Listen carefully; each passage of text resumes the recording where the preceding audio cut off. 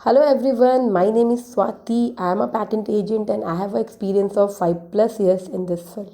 So आज हम discuss करेंगे, जो टॉपिक डिस्कस करने वाले हैं हम आज की क्लास में, वो है post grant patent opposition in India. Right, ये पोस्ट ग्रांट पेटेंट ऑपोजिशंस क्या होता है हमारे इंडिया में. सबसे पहले थोड़ा सा हम इंट्रोडक्शन की बात करेंगे. एग्जैक्टली ये ऑपोजिशन होता क्या है. तो इंडियन पेटेंट एक्ट 1970 ऑफर करता है एक प्रोविज़न, राइट, कि आप अपने ऑब्जेक्शन को रेज कर सकते हो against grant of patent bye filing opposition with patent office. आप क्या करो, आप पेटेंट ऑफिस में एक ऑपोजिशन फाइल कर सकते हो अगर आपको ऑब्जेक्शन लगता है कोई पेटेंट ग्रांट है और उसके ऊपर. राइट, तो ये इंडियन पेटेंट एक्ट 1970 ये प्रोविज़न आपको ऑफर करता है. दो तरीके के ऑपोजिशंस होते हैं. The first opposition is pre grant opposition and the second opposition is post grant opposition.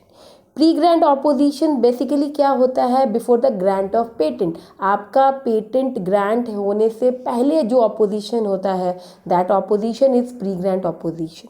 And जो आपके पेटेंट ग्रांट होने के बाद होता है opposition, that opposition is post grant opposition. Means opposition's can be done after the grant of patent is called post grant opposition and opposition's can be done before the grant of patent is called pre grant opposition.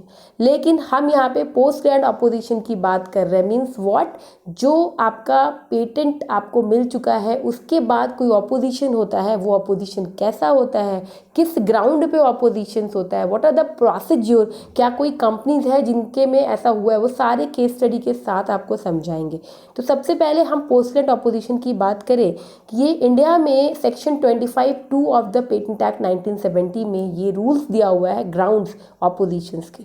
तो मैं एक बार read करती हूँ. अ post grant opposition in India is describe in section 25(2) of the patent act 1970.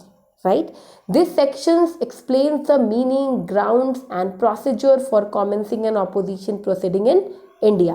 मतलब basically ये section क्या explain कर रहा है कि भाई कौन से ग्राउंड्स है, कौन से प्रोसीजर्स हैं, ये सारी चीज़ें सेक्शन 25(2) में लिखी हुई है. Right, what are the grounds. सबसे पहला ग्राउंड जो है वो है इन्वेंशन ऑब्टेन्ड रॉन्गफुली. तो फर्स्ट ग्राउंड ये कहता है सेक्शन 25(2) में कि जो भी इन्वेंशन है आपके वो ऑब्टेन किए गए हो रॉन्गफुली. राइट, दूसरा है प्रायर पब्लिकेशन. राइट, इस ग्राउंड पे भी ऑपोजिशंस हो सकता है.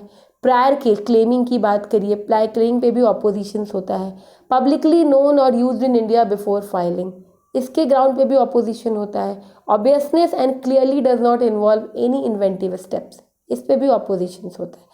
Non patentable subject matter as per act जो सेक्शन 3 कहता है, राइट, उसके बेस पे भी क्या होगा, उसके बेस पे भी ऑपोजिशंस हो सकता है. उसके बाद कहता है इनसफिशिएंट डिस्क्लोजर है, तो उसके बेस पे भी ऑपोजिशन होगा. Failure to disclose information under section 8 of the act, तो ऑपोजिशन बनता है. In case of a conventional application, the patent application in India was not filed within 12 months of filing the first application in the convention country. तो ये भी rule है, ये भी आपको याद रखना है कि इसके बेस पे ऑपोजिशंस होता है. नॉन डिस्क्लोजर और कोई भी रॉन्गफुल डिस्क्लोजर हुआ हो, सोर्स और जोग्राफिकल ओरिजिन, बायोलॉजिकल मैटर, उसके बेस पे भी आपका होगा. And the last one is the invention is anticipated the traditional knowledge of any local or indigenous community in India or anywhere in the world. Right, तो इसके base पे भी opposition's मिल सकता है.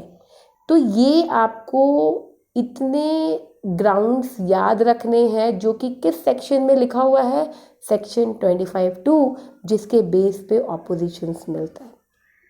अब जो हमारा नेक्स्ट टॉपिक है जो हमें पढ़ना है कि ये तो ग्राउंड्स हो गए ऑपोजिशन के, लेकिन what are the procedure for post grant opposition. अभी हमने ऑपोजिशन के ग्राउंड्स की बात की.